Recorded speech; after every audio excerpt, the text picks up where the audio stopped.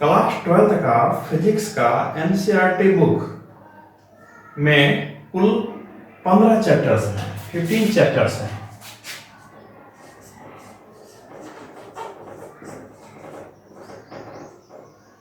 ये 15 चैप्टर्स का नाम आपके सामने है, 1 से लेके 15 तक।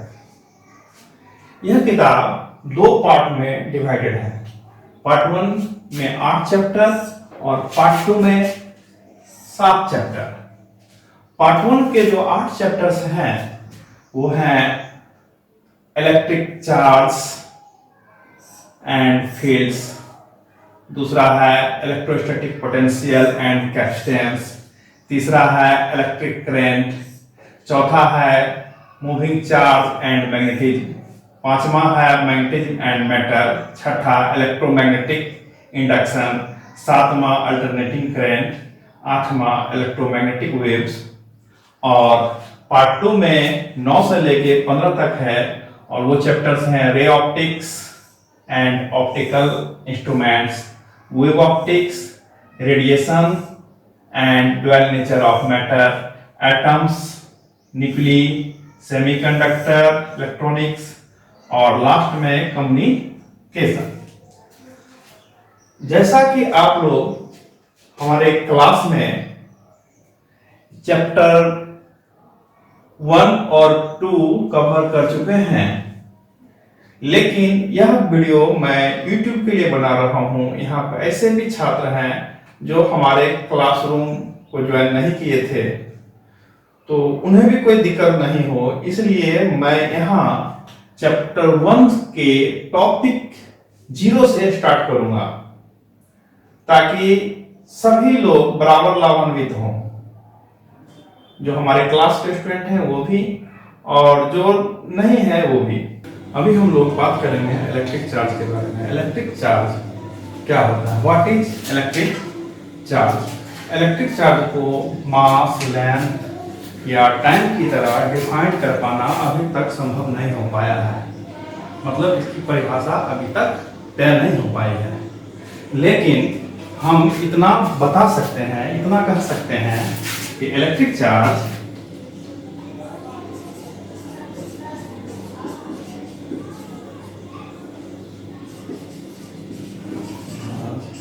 Is basic property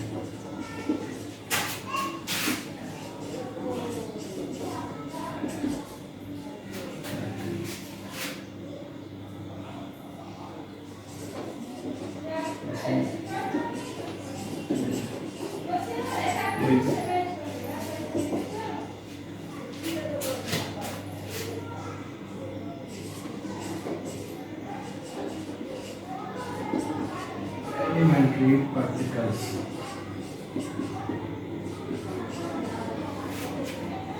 which is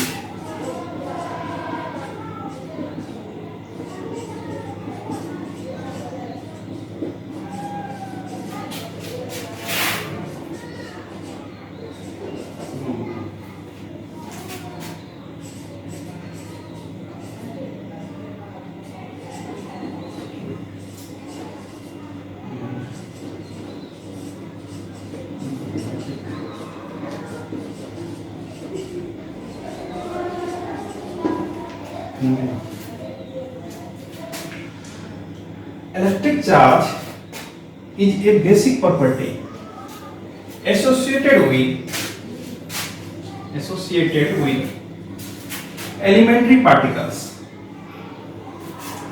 which is responsible for all the electric and magnetic phenomena. Electric charge basic property होता है किसका? एलिमेंट्री पार्टिकल्स का। एलिमेंट्री पार्टिकल्स का जो सभी प्रकार के विद्युत और चुंबकीय परिघटनाओं के लिए उत्तरदायी होते हैं। कहने का मतलब है कि जो भी विद्युत संबंधी या चुंबकत्व संबंधी परिघटनाएं हैं, उन सभी घटनाओं के लिए रिस्पॉन्सिबल जो चीज है वो है चार्ज, इलेक्ट्रिक चार्ज। और ये इलेक्ट्रिक चार्ज होता किसमें है? ये इलेक्ट्रिक चार्ज एलिमेंट्री पार्टिकल्स में होता है। अब एलिमेंट्री पार्टिकल्स क्या होते हैं? एलिमेंट्री पार्टिकल्स, जिसको हम फंडामेंटल पार्टिकल्स भी कहते हैं, ये वो पार्टिकल्स होते हैं जिससे पूरा संसार बना हुआ है। कहने का मतलब दुनिया का कोई भी पदार्थ है इन्हीं पार्टिकल से मिलकर बना हुआ होता है, यानी कि इससे छोटा कोई भी पार्टिकल्स नहीं संभव है, जिसको और तोड़ा नहीं जा सकता है, वो है एलिमेंट्री पार्टिकल्स। तो कौन कौन से हैं एलिमेंट्री पार्टिकल्स? तो जैसा कि आप जानते हैं कोई भी पदार्थ परमाणु से बना होता है, और परमाणु को फर्दर तोड़ा जाता है तो उसमें होता है इलेक्ट्रॉन, प्रोटॉन और न्यूट्रॉन, 3 होते हैं। और भी कुछ एलिमेंट्री पार्टिकल्स का पता चला है, लेकिन हमारा इंटरेस्ट मुख्यतः यहाँ पे इलेक्ट्रॉन, प्रोटॉन में ही है। तीसरा एक पार्टिकल होता है न्यूट्रॉन। न्यूट्रॉन में कोई चार्ज नहीं होता है, लेकिन इलेक्ट्रॉन और प्रोटॉन में चार्ज होता है। यह देखा गया है कि इलेक्ट्रॉन का चार्ज और प्रोटॉन का चार्ज एक दूसरे के प्रभाव को निरस्त कर देते हैं, कैंसिल आउट कर देते हैं। मतलब कि एक इलेक्ट्रॉन और एक प्रोटॉन अगर एक साथ हो तो चार्ज का जो प्रभाव है वह समाप्त हो जाता है। इस तरह से दो, जैसे कि प्लस माइनस को कैंसिल आउट कर देता है। तो बेंजामिन फ्रैंकलिन ने इस चार्ज का नाम रखा, इलेक्ट्रॉन के चार्ज का नाम नेगेटिव चार्ज और प्रोटॉन के चार्ज का नाम पॉजिटिव चार्ज रखा। इलेक्ट्रॉन का चार्ज नेगेटिव चार्ज, प्रोटॉन का चार्ज पॉजिटिव चार्ज।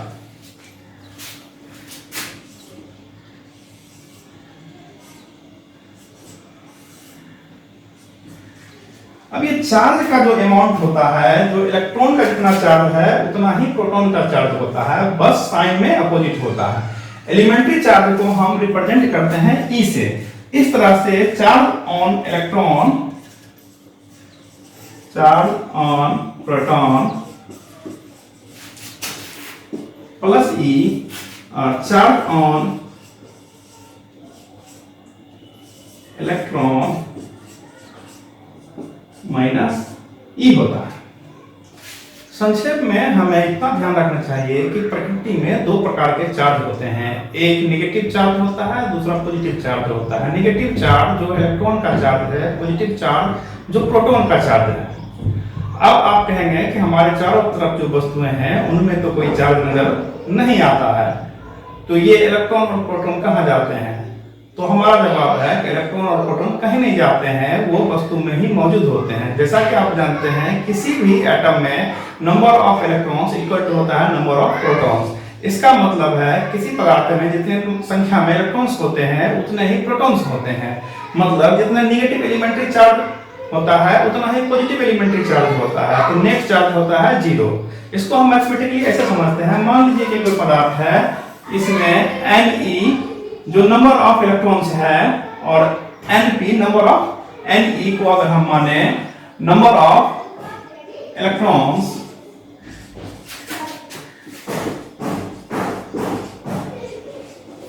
और Np नंबर ऑफ प्रोटॉन्स,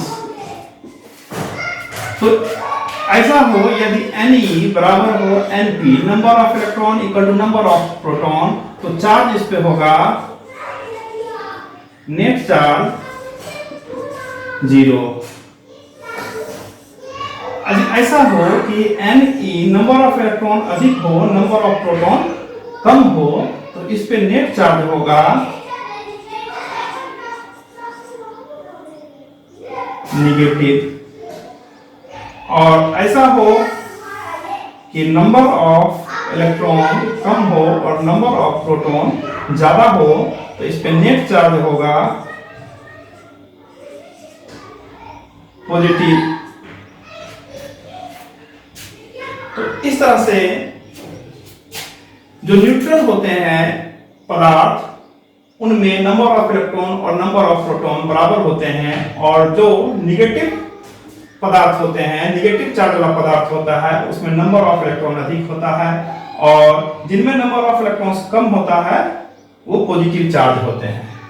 इस तरह से हम चार्ज के आधार पर देखें तो पदार्थ 3 प्रकार के होते हैं, एक न्यूट्रल अनावेशित, दूसरा ऋण आवेशित और तीसरा धन आवेशित। न्यूट्रल का मतलब इलेक्ट्रॉन की संख्या और प्रोटॉन की संख्या उसमें बराबर है। और ऋण आवेशित का मतलब है कि उसमें इलेक्ट्रॉन की अधिकता है, और धन आवेशित का मतलब है इलेक्ट्रॉन की कमी है। तो ध्यान रखिए, निगेटिवली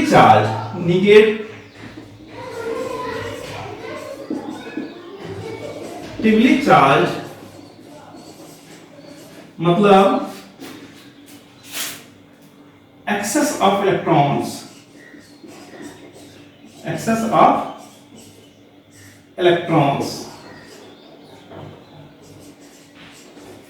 और पॉजिटिवली चार्ज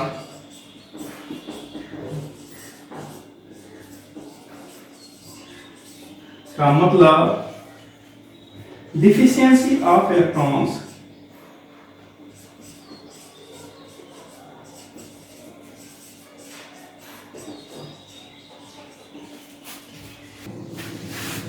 आगे बढ़ने से पहले मैं थोड़ा एटॉमिक स्ट्रक्चर के बारे में बात करना चाहूँगा।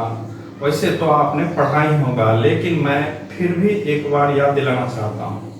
एटॉमिक स्ट्रक्चर में आपने देखा होगा रदरफोर्ड के परमाणु मॉडल में कि एक नाभिक होता है जिसमें न्यूट्रॉन और प्रोटॉन होते हैं, और इस नाभिक के चारों तरफ इलेक्ट्रॉन अलग अलग ऑर्बिट में चक्कर लगाते रहते हैं, वैसे ही जैसे सूरज के चारों ओर पृथ्वी और अन्य ग्रह चक्कर लगाते हैं, ऐसा रदरफोर्ड ने बताया था। तो ये क्लियर हो जाता है कि सभी एटम में 3 तंतु होते ही होते हैं। एक होता है इलेक्ट्रॉन, दूसरा प्रोटॉन और तीसरा न्यूट्रॉन होता है, जिनमें से न्यूट्रॉन पे कोई चार्ज नहीं होता है, न्यूट्रल होता है, इसमें सिर्फ मास होता है। और प्रोटॉन पे चार्ज होता है जिसे हम पॉजिटिव चार्ज कहते हैं, और इलेक्ट्रॉन पर भी एक चार्ज होता है जिसे हम नेगेटिव चार्ज कहते हैं। इलेक्ट्रॉन और प्रोटॉन दोनों पे चार्ज का अमाउंट बराबर होता है, यानी कि आवेश की मात्रा बराबर होती है, लेकिन ये दोनों आवेश एक दूसरे के विपरीत होता है। यहाँ हम प्रोटॉन के चार्ज को पॉजिटिव चार्ज और इलेक्ट्रॉन के चार्ज को नेगेटिव चार्ज कह रहे हैं। इसका ये कतई मतलब नहीं समझें कि इलेक्ट्रॉन का चार्ज कम होता है, प्रोटॉन का चार्ज ज्यादा होता है, ऐसा कुछ नहीं है। ये नेगेटिव और पॉजिटिव मात्र कन्वेंशन है, एक को हम नेगेटिव चार्ज कहेंगे तो दूसरा पॉजिटिव चार्ज होगा, क्योंकि दोनों एक दूसरे के अपोजिट होता है। ये कन्वेंशन सबसे पहले फ्रैंकलिन के द्वारा यूज किया गया। कोई जरूरी नहीं है कि हम नेगेटिव और पॉजिटिव चार्ज कहें, कोई इसे ठंडा गर्म भी कह सकता था, लेकिन फ्रैंकलिन ने एक चार्ज इलेक्ट्रॉन के चार्ज को नेगेटिव चार्ज कहा और प्रोटॉन के चार्ज को पॉजिटिव चार्ज कहा। एक कन्वेंशन बन गया है, हम भी वही यूज करेंगे। तो ये क्लियर हो गया, आप लोगों को ये बात समझ में आ गई कि सभी एटम में इलेक्ट्रॉन प्रोटॉन होते ही होते हैं, और सारे पदार्थ जो है पृथ्वी पर के वह एटम से मिलकर ही बने होते हैं। तो सभी पदार्थों में इलेक्ट्रॉन और प्रोटॉन होते हैं। एक सामान्य एटम में number of electrons number of protons बराबर होते हैं। इसका मतलब है कि नेगेटिव चार्ज और पॉजिटिव चार्ज की मात्रा बराबर होती है, जिससे उस पदार्थ पर नेट चार्ज 0 होता है। ऐसे पदार्थ को हम न्यूट्रल कहते हैं। इसको हम ऐसे समझ सकते हैं, यदि हम Ne को नंबर ऑफ इलेक्ट्रॉन्स माने और Np को नंबर ऑफ प्रोटॉन्स माने, तो एक न्यूट्रल बॉडी में नंबर ऑफ इलेक्ट्रॉन्स और नंबर ऑफ प्रोटॉन्स बराबर होते हैं। इसमें number of electrons equal to होता है नंबर ऑफ प्रोटॉन्स, जिससे नेट चार्ज जो होता है Q नेट ये होता है 0। ऐसे बॉडी को न्यूट्रल बॉडी कहेंगे। ज्यादातर बॉडी ऐसे ही होते हैं। पॉजिटिवली चार्ज बॉडी में इलेक्ट्रॉन की कमी होती है, यानी कि इसमें इलेक्ट्रॉन की कमी होती है। Number of electron is less than number of protons होता है। इसमें नेट चार्ज जो होता है वह पॉजिटिव होता है, नेट चार्ज पॉजिटिव होता है। और निगेटिवली चार्ज बॉडी जो होता है उसमें नंबर ऑफ इलेक्ट्रॉन्स ज्यादा होता है नंबर ऑफ प्रोटॉन्स की अपेक्षा। यानी कि Ne is greater than Np। इस पे नेट चार्ज जो होता है Q नेट, वो होता है निगेटिवली चार्ज। तो चार्ज के आधार पर हम बॉडी को पदार्थ को तीन भागों में वर्गीकृत कर सकते हैं। एक न्यूट्रल, जिसे हिंदी में कहेंगे उदासीन, धन आवेशित, और ये निगेटिवली चार्ज यानी कि ऋण आवेशित। और अभी हम बात करेंगे methods of charging a body. किसी बॉडी को चार्ज करने की विधियां क्या सब है।